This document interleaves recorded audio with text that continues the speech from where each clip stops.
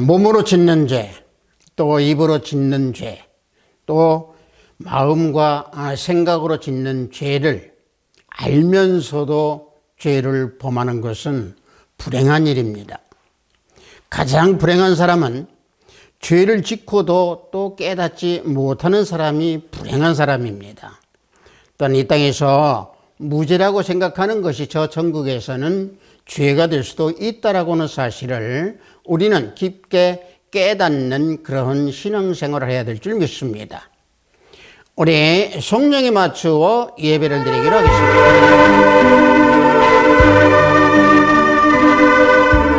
손질로 생각하는 자는 넘어질까 조심하라. 사람이 감당할 시험 밖에는 너희가 당한 것이 없나니 오직 하나님은 미쁘사 너희가 감당하지 못할 시험당함을 허락하지 아니하시고 시험당할 즈음에 또한 피할 길을 내서 너희로 능히 감당하게 하시느니라.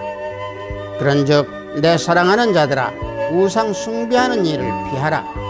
내가 무엇을 말하느냐? 우상의 제물은 무엇이며 우상은 무엇이냐? 무릇 이방인이 제사하는 것은 귀신에게 하는 것이요 하나님께 제사하는 것이 아니니 나는 너희가 귀신과 교제하는 자가 되기를 원하지 아니하노라. 누구든지 자에게 유익을 구하지 말고 남의 유익을 구할지니라. 아멘. 우리 모두 다 찬양으로 하나님께 영광 올려드리겠습니다. 새 찬송 344장, 통합찬송은 없습니다. 믿음으로 가리라. 우리 다 함께 찬양으로 하나님께 영광 올려드리겠습니다.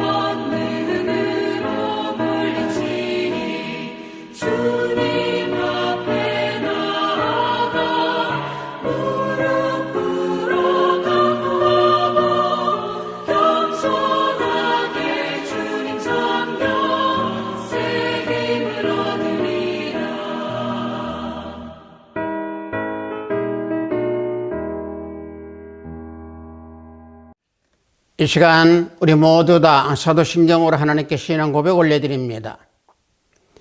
전능하사 천지를 만드신 하나님 아버지를 내가 믿사오며 그의 아들 우리 주 예수 그리스도로 믿사오니 이는 성령으로 잉태하사 동정녀 마리아에게 나시고 본디오 빌라도에게 고난을 받으사 십자가에 못 박혀 죽으시고 장사한 지 사흘 만에 죽은 자 가운데서 다시 살아나시며 하늘에 오르사 전능하신 하나님 우편에 앉아 계시다가 저리로서 산자와 죽은 자를 심판하러 오시리라. 성령을 믿사오며 거룩한 공회와 성도가 서로 교통하는 것과 죄를 사하여 주시는 것과 몸이 다시 사는 것과 영원히 사는 것을 믿사옵나이다. 아멘. 우리 모두 다 찬양합니다. 새 찬송 513장, 통합찬송은 없습니다. 헛된 욕망길을 가며 우리 다 함께 찬양합니다.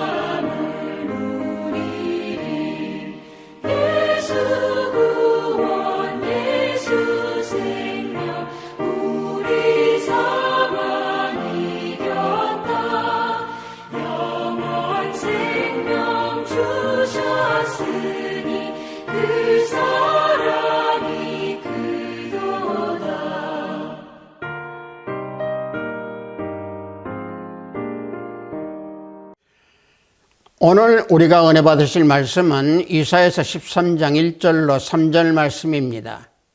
이사야서 13장 1절로 3절 말씀입니다. 구약 후반부쯤 있습니다. 이사야서 13장 1절로 3절 말씀입니다. 다 찾으신 줄 알고 제가 봉독해 드립니다. 아모스의 아들 이사야가 바벨론에 대하여 받은 경고라. 너희는 민둥산 우위에 기치를 세우고 소리를 높여 그들을 부르며 손을 흔들어 그들의 존귀한 자의 문에 들어가게 하라. 내가 거룩하게 구별한 자들에게 명령하고 나의 위엄을 기뻐하는 용사들을 불러 나의 노여움을 전하게 하였느니라. 아멘.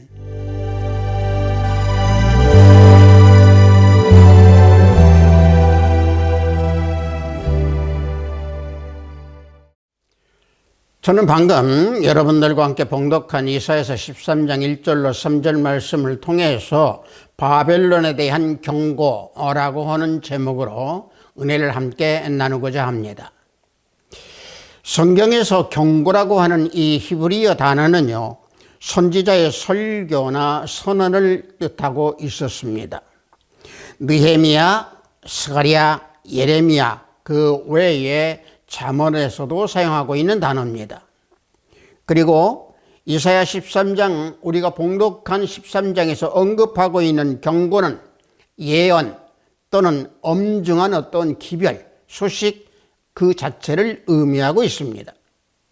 힘 있는 세력들에게 보내는 이러한 예언을 이사야 선지자는 자주 사용했던 겁니다. 그래서 바벨론을 비롯한 주변 강대한 국가에 대한 심판의 예언, 즉 선고가 이사야서 13장에서 23장까지 이어지고 있습니다. 따라서 오늘 우리가 봉독한 구절은 바벨론의 느부갓네살 왕이 BC 587년 예루살렘을 멸망시킨 이후의 시대의 내용입니다. 이사야 시대부터 약 800년 전에 바벨론은 인간의 반역을 엄청나게 쏟아냈던 땅이었습니다. 그래서 하나님께서 우리 인간들의 반역함과 죄악의 그 바벨에 대해서 창세기 11장 1절에서 9절로 기록하고 있습니다. 창세기 11장 1절로 9절 말씀은 좀 깁니다만은 제가 다 봉독해 드리겠습니다. 온 땅의 언어가 하나요 말이 하나였더라. 이에 그들이 동방으로 옮기다가 시날 평지를 만나 거기 거류하며 서로 말하되 자 벽돌을 만들어 견고히 굽자 하고 이에 벽돌을 돌을 대신하며 역청으로 진흙을 대신하고 또 말하되 자 성읍과 탑을 건설하여 그 탑 꼭대기를 하늘에 닿게 하여 우리 이름을 내고 온 지면에 흩어짐을 면하자 하였더니 여호와께서 사람들이 건설하는 그 성읍과 탑을 보려고 내려오셨더라. 여호와께서 이르시되 이 무리가 한 족속이여 언어도 하나이므로 이같이 시작하였으니 이후로는 그 하고자 하는 일을 막을 수 없으리로다. 자 우리가 내려가서 거기서 그들의 언어를 혼잡하게 하여 그들이 서로 알아듣지 못하게 하자 하시고 여호와께서 거기서 그들을 온 지면에 흩으셨으므로 그들이 그 도시를 건설하기를 거쳤더라. 그러므로 그 이름을 바벨이라 하니 이는 여호와께서 거기서 온 땅의 언어를 혼잡하게 하셨음이니라. 여호와께서 거기서 그들을 온 지면에서 흩으셨더라. 자, 이와 같이 당시에 그 지상에 있는 모든 인류들은 한 곳에 정착하지 못하고 방황하면서 살고 있었던 때였습니다. 그래서 2절에서 동방으로 옮기다가 라고 하는 말씀이 나오는 겁니다. 아라랏산 산악지대에서 유목 생활을 했던 당시에 그 인류는 아라랏산 산지로부터 시날 땅에 이르려고 한다고 하면은 동방으로 옮겨야 했던 그러한 과정이었습니다.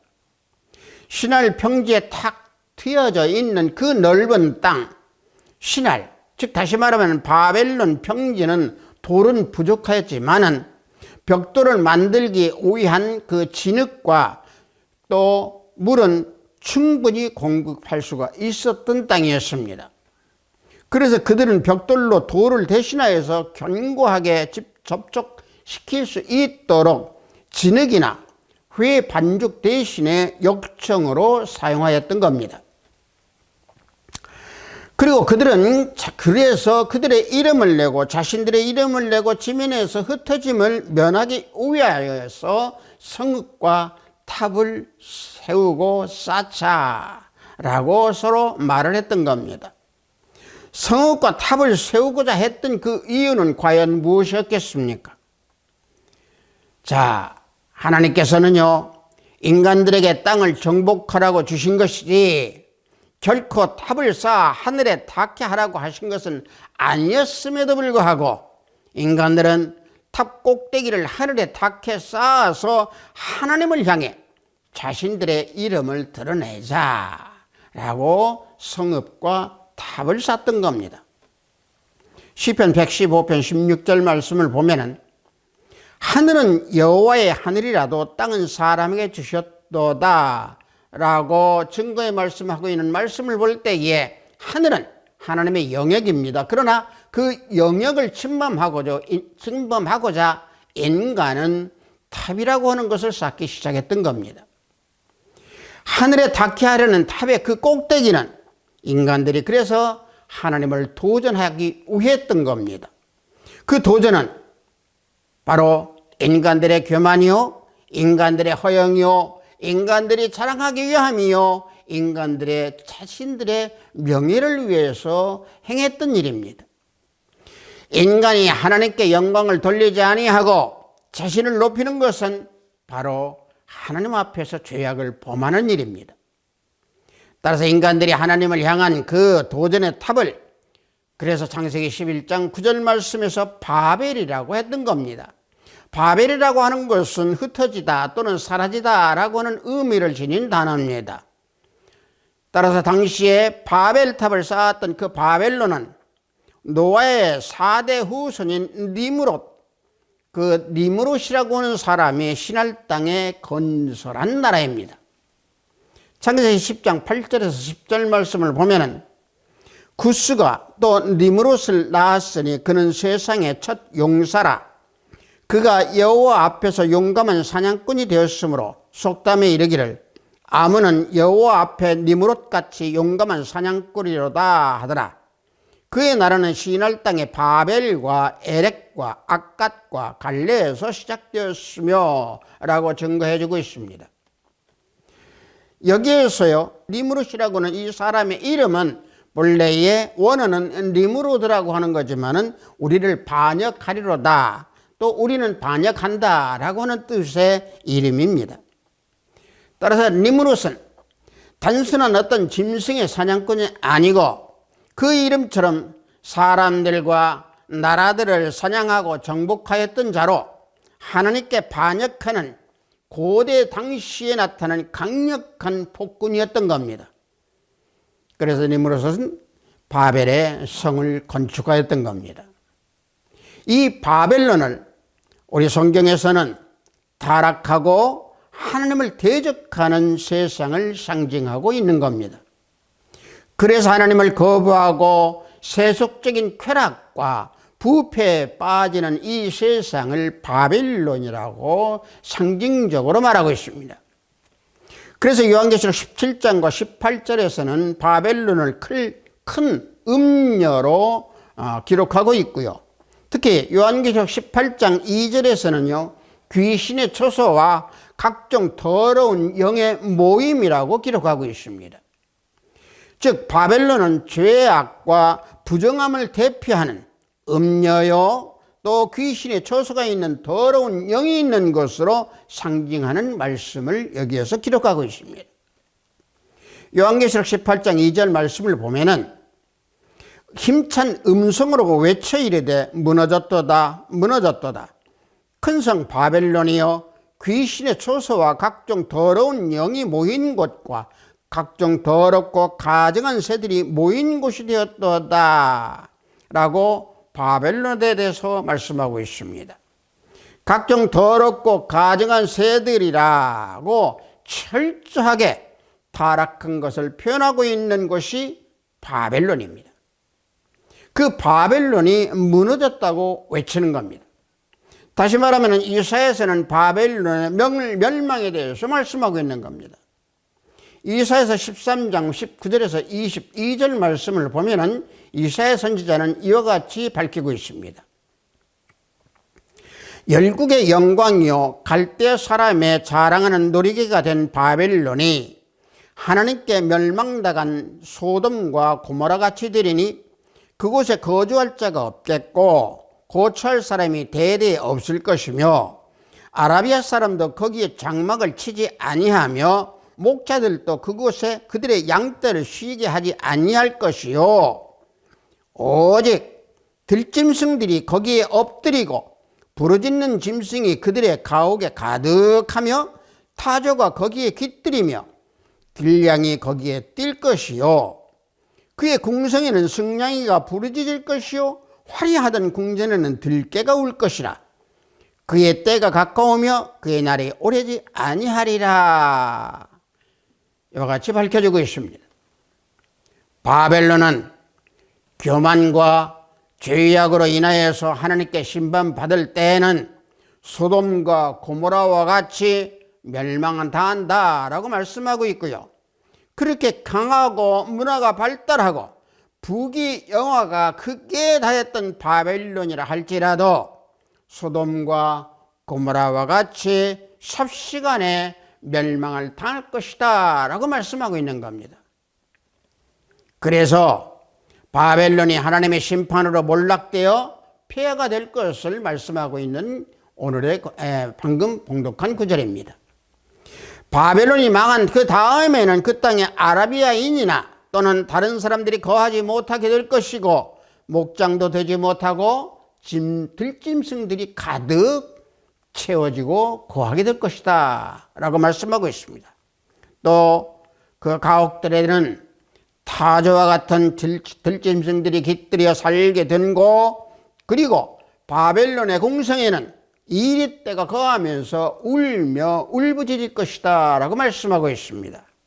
그 바벨론에 대한 죄악을 요한계시록 18장 23절에서 24절로 밝히고 있습니다.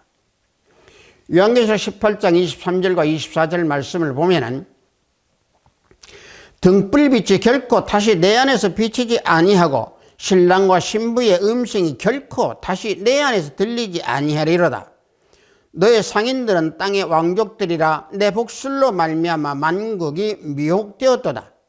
선지자들과 성도들과 및 땅 위에서 죽임을 당한 모든 자의 피가 그 성중에서 발견되었느니라 하더라. 자, 이와 같이 죄악에 대해서 말씀하고 있습니다. 요한계시록 28장 23절과 24절에서 바벨론의 죄악을 세 가지로 열거하고 있는 겁니다. 첫째는요, 23절 후반부에서 밝히고 있는 내용인데 너의 상인들은 땅의 왕족이라 그랬습니다. 자, 이게 죄악입니다. 뭐냐면은 바벨론의 상인들의 그 오만함을 나타내고 있는 겁니다. 그들의 오만함은 돈으로 세상을 움직일 수 있는 권력을 가졌다라고 하는 것입니다. 다시 말하면 물질로 이 세상, 이 세계 모든 것을 좌지우지할 수 있다라고 하는 것을 말씀하고 있는 겁니다. 그래서 돈을 사랑하면 일만하게 뿌리가 된다고 주님께서 말씀해 주고 있는 겁니다. 디모데전서 6장 10절 말씀을 보면은 돈을 사랑함이 일만하게 뿌리가 되나니 이것을 탐내는 자들은 미혹을 받아 믿음에서 떠나 많은 근심으로서 자기를 찔렀도다 라고 사도 바울은 말씀해 주고 있습니다. 돈을 사랑하면 돈이 우상이 되고 돈이 죄악을 범하게 만들고 일만하게 뿌리가 되어서 결국은 마음속에 근심이 들어가서 고통을 당하게 되는 겁니다. 엘리사의 종 게하시를 보면은 물질을 사랑하다 문둥병이 걸렸고, 가룟 유다를 보십시다. 돈을 사랑하여 예수님을 팔았던 그 유다는 망하고 결국은 죽게 되었습니다. 그래서 예수님께서는 생명은 소유에 있는 것이 아니고 누가복음 12장 15절 말씀에서 분명히 밝혀지고 있습니다. 누가복음 12장 15절 말씀을 보면은 삼가 모든 탐심을 물리치라. 사람의 생명이 그 소유에 넉넉한 데 있지 아니하리라 라고 주님께서 말씀해 주고 있습니다. 자, 이와 같이 죄가 넘치고 넘치는 곳이 바벨론입니다. 또 한 가지 바벨론의 죄악을 요한계시록 13장 23절에서는 내 복술로 말미암아 만국의 미역이 되었도다 라고 말씀하시는 죄악입니다. 이사야 선지자는 마술과 복술 또는 사술에 대해서 바벨론의 몽울락을 초래한 죄들이다 라고 언급하고 있습니다. 이사야서 47장 8절과 9절 그리고 12절 말씀을 보면 이와 같이 증거해 주고 있습니다. 사치하고 평안히 지내며 마음에 이르기를 나뿐이라. 나 외에 다른 이가 없도다. 나는 과부로 지내지도 아니하며 자녀를 잃어버리는 일도 모르리라 하는 자여, 너는 이제 들을지어다. 한날에 갑자기 자녀를 잃으며 과부가 되는 이 두 가지 일이 내게 임할 것이라. 내가 무수한 주술과 많은 주문을 빌릴지라도 이 일이 온전히 내게 임하리라. 이제 너는 젊어서부터 힘쓰던 주문과 많은 주술을 가지고 맞서보라. 혹시 유익을 얻을 수 있을는지, 혹시 놀라게 할 수 있을는지 라고 바벨론의 교만에 대해서 말씀하고 있고 죄악에 대해서 말씀하고 있습니다. 8절에서 보면은 바벨론의 교만, 그걸로 인하여서 자신들은 과부로도 지내지 아니하고 자녀들을 잃어버리지도 않겠다라고 8절에서 분명히 밝히고 있지만은 9절에서는 하나님이 바벨론을 심판을 할 때에는 자녀를 잃고 과부가 많이 생길 것이다 말씀하고 있는 것이고, 또 9절에서 바벨론이 주문과 주술을 섬긴다라고 말씀하고 있는 겁니다. 바벨론의 재앙이 임하는 이유 중에 그 하나가 그들은 많은 사술이나 마법이나 주술을 섬기고 사용한 죄악 때문입니다. 그러나 바벨론 역사의 마지막 밤에는 점성술사와 점쟁이들이 벨사살 앞에서 불려왔지만은 그들은 분벽 위에 손으로 쓴 글을 읽지도 못했고 큰 함락될 도성을 구원할 방책을 말하지도 못했던 겁니다. 그 말씀을 증거하는 것이 다니엘서 5장 7절에서 8절 말씀으로 증거합니다. 왕이 크게 소리를 질러 술객과 갈대아 술사의 점쟁이를 불러오게 하고 바벨론의 지혜자들에게 말하되 누구를 막론하고 이 글자를 읽고 그 해석을 내게 보이면 자주색 옷을 입히고 금사슬을 그의 목에 걸어주리니 그를 나라의 셋째 통치자로 삼으리라 하니라. 그때에 왕의 지혜자가 다 들어왔으나 능히 그 글자를 읽지 못하며 그 해석을 왕께 알려주지 못하는지라. 다니엘서에서는 이와 같이 그들을 증거하고 있습니다. 바벨론이 많은 열국 가운데에 기만하고 유혹하는데 성공하는 것은 바로 이 사슬, 복술에 의해서라고 제가 방금 봉독한 요한계시록 13장 23절에서 말씀하고 있는 겁니다. 그리고 마지막 한 가지는 요한계시록 18장 24절에서 말씀하고 있는 죄악입니다. 바벨론은 너무나도 많은 하나님의 백성을 박해하고 죽였습니다. 세상 문명으로 바벨론은 땅 위에 죽임을 당한 순결한 선지자 모두와 성도들의 피를 그들 손에 묻혔던 겁니다. 예레미야 51장 49절 말씀을 보면 바벨론이 이스라엘을 죽여 엎드러뜨림같이 온 세상이 바벨론에서 죽임을 당하여 엎드러지리라. 이와 같이 말씀해 주고 있습니다. 바벨론은 이스라엘의 선지자와 택한 그 백성들을 죽여서 엎드림과 같이 그로 인한 피가 바벨론에 가득했었다라고 말씀하고 있습니다. 이와 같이 바벨론의 죄악은 넘치고 넘치는 그 죄악에 난무했던 겁니다. 따라서 하나님의 노여움을 전하는, 또 하나님께서 노여움을 전하는 이 시대의 바벨론은 과연 무엇이겠습니까? 야고보서 4장 4절 말씀을 보면은 가늠한 여인들아 세상과 벗던 것이 하나님과 원수됨을 알지 못하느냐. 그런즉 누구든지 세상과 벗이 되고자 하는 자는 스스로 하나님과 원수되는 것이니라. 사도 야고보는 여기에서 말씀해 주고 있습니다. 이 말씀에서 중요한 것은 세상과 벗입니다. 세상과 벗이 되어 세상 죄악을 범하는 것이 바벨론입니다. 즉 세상 바벨론입니다. 세상의 주된 목표는 개인적인 쾌락을 위한 욕망을 충족시켜 주는 것입니다.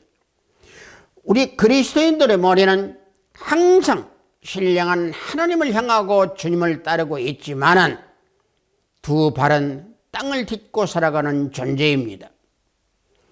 따라서 하나님을 믿는다고 생각하는 그 마음, 이러한 마음이나 생각이 엉뚱한 방향으로 흘러 들어갈 때에는 자신의 신앙 기준에 맞지 않는다고 해서 영적이 아니다, 세상적이다 라고 단정하고 세상 바벨론을 가지고 살아가는 자들이다 라고 판단을 하고 분별을 합니다. 따라서 그래서 우리는 세상적이다 라고는 말을 우리는 자주 되뇌입니다. 즉 하나님의 중심의 생활이 또 하나님의 중심의 생각이 아니고 자신의 주관적인 판단으로 행하고 자신의 주관적인 판단으로 모든 것들을 바라보고 그러한 경우를 볼 때에 우리는 세상적이라고 말을 합니다. 실제로 우리가 가정에 놀러를 간다든지 친구의 가정이나 또는 그리스도인의 그 가정을 방문해서 봤을 때 예수님 그림이나 예수님의 사진이 없고 호랑이 그림이나 또는 어떤 속리산 법주사와 같이 절간에서 찍은 그런 사진이 있으면은 뭐라고 말합니까? 세상적이다라고 비판합니다. 하지만 세상적인 것은 바벨론입니다. 다시 말하면 물질주의, 쾌락주의, 인간주의, 인본주의를 가지고 세상적 바벨론이라고 말할 수 있는 겁니다. 그래서 세상적 바벨론은 앞서 제가 봉독해드린 대로 탑을 쌓아서 하늘에 닿게 하자라고 하며 돈으로 또 물질로 자신의 삶을 쾌락에 물들게 하고 또 자신을 자랑하고 자신이 함몰되어서 자신을 신격화하기를 좋아합니다. 즉 자기 중심의 우상 숭배가 자리를 잡고 있기 때문에 그런 현상이 나타나는 겁니다. 하나님을 배제한 세상의 가치 세계에 머무르고 있기 때문에 그러한 현상이 나타납니다.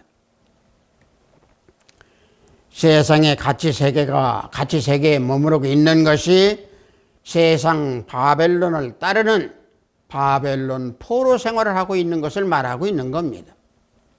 그러나 세상의 가치와 죄의 공허함 또는 죄의 비천함이 그 모든 실체를 알고 겪은 후에는 세상 바벨론의 그 사슬을 끌어버릴 수 있는 능력을 우리는 주님께 구하게 되는 것입니다.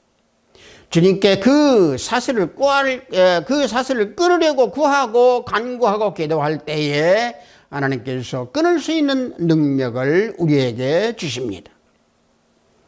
집을 떠나 고생하고 탕자로 되었던 그가 아버지 집을 진심으로 그리워하듯이 세상 바벨론에 살면서 비참한 현실을 체험하고 경험한 사람들은 하나님 나라를 갈망하게 될 것입니다. 그래서 세상 바벨론에서 건짐을 받은 우리 그리스도인들은 오직 하나님만을 바라볼 것이야. 또 하나님만을 바라볼 것 그 자체가 우리는 삶의 중심이 되어야 하는 것이고 또 자신이 가지고 있는 것 그 자체는 하나님께서 주신 것을 생각하고 만족하는 삶을 살아야 합니다. 왜냐?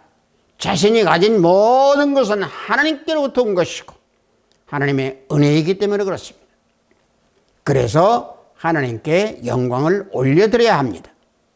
시편 115편 1절 말씀을 보면은 여호와여 영광을 우리에게 돌리지 마옵소서 우리에게 돌리지 마옵소서 오직 주는 인자하시고 진실함으로 주의 이름에만 영광을 돌리소서 시편 기자는 노래합니다. 하나님께서는 인자하셔서 우리 택한 백성들을 구원해 주셨음에 영광은 하나님께 올려드려야 하는 겁니다. 세상 바벨론에서 건짐을 받은 우리 그리스도인들은 사람의 영광을 돌리거나 사람이 하나님께서 받아야 할 영광을 받으면 하나님의 저주를 받게 되는 겁니다. 말라기 2장 2절 말씀을 보면은 만군의 여호와가 이르노라 너희가 만일 듣지 아니하며 마음에 두지 아니하며 내 이름을 영화롭게 하지 아니하면 내가 너희에게 저주를 내려 너희의 복을 저주하리라. 이와 같이 하나님의 영광을 가려버리면 저주를 받게 됩니다. 그래서 세상과 벗드는 세상 바벨론이 하나님의 원수다라고 야고보서 4장 4절에서 말씀하고 있는 겁니다.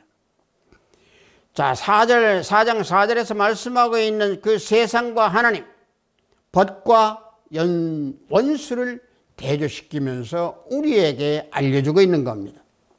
세상은 어느 곳입니까?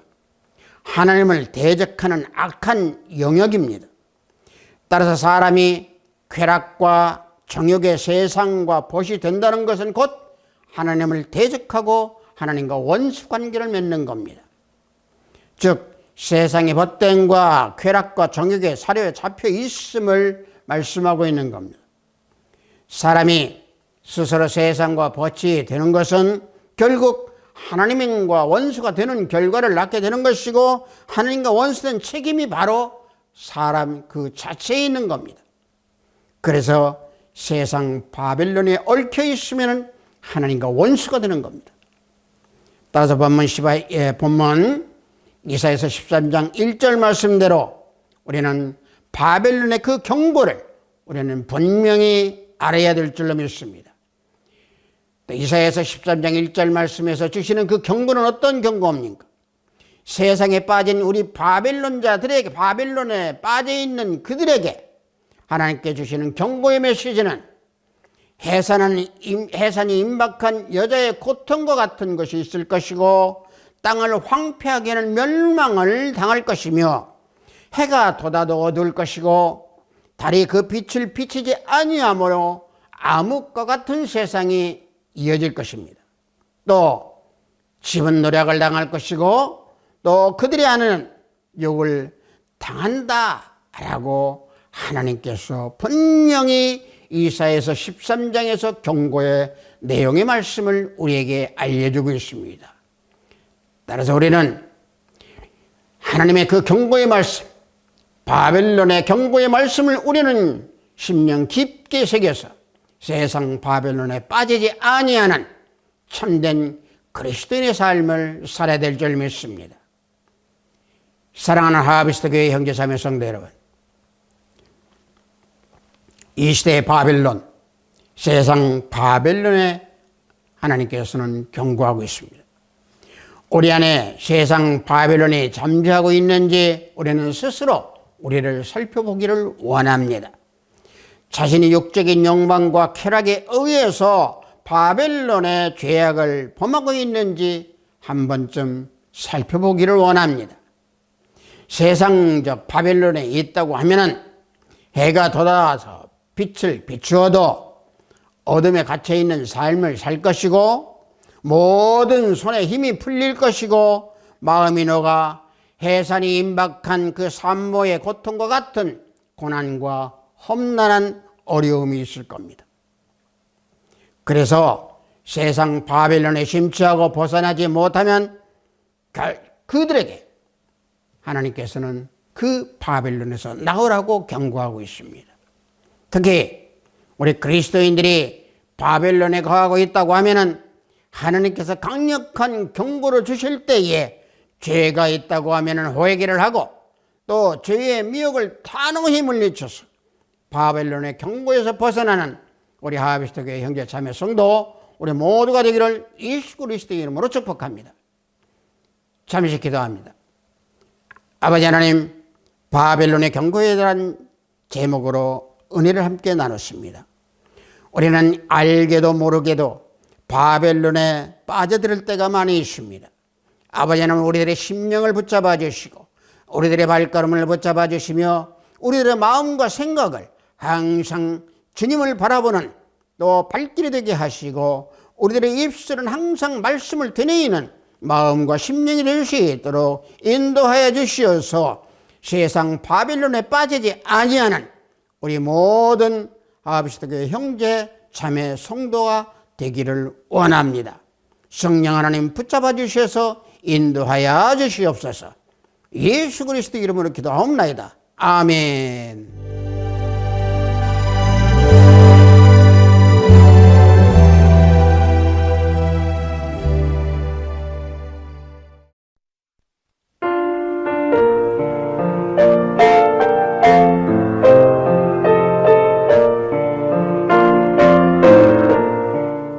헌금 기도하겠습니다.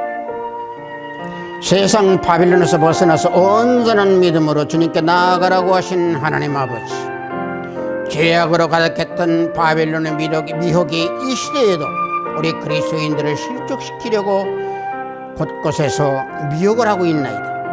오직 말씀과 성령 하나님의 다스림에 순종하여 승화하라고 하신 귀한 말씀에 구별된 준비된 예물을 드립니다.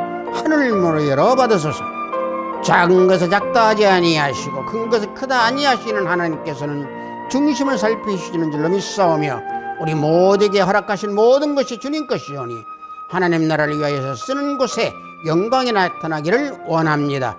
드려지는 손길들을 기억하시고 그 손길과 그 가정들이 참된 믿음의 가정이 될 수 있도록 지켜주시고 인도하여 주시옵소서. 예수 그리스도 이름으로 기도하옵나이다. 아멘.